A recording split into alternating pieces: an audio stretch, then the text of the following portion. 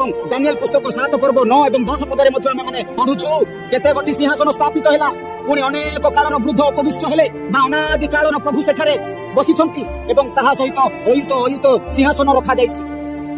किए सेठारे बसिछि?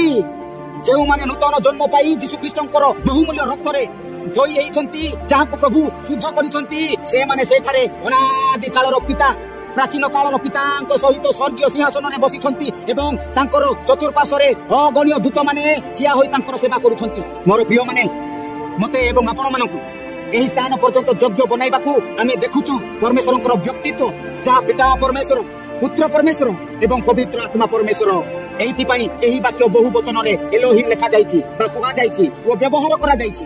एही विषय हमर विषय ठारू बाहर हेले मध्य बा अलगा हेले मध्य मु काहे कि आपण मानकु कहिली मु एही विषय एथि पई कहिली कि आपण मानकु बुझाइबा पई जे आम मानकर यीशु ख्रीष्टंकर आरंभ सेही बेथलेहेम ठारू हेई नाही, से अनादि अनंत कालीन पिता एवं अनादि अनंत काल ठारू अछंती, जे आद्यरु वाक्य थिले।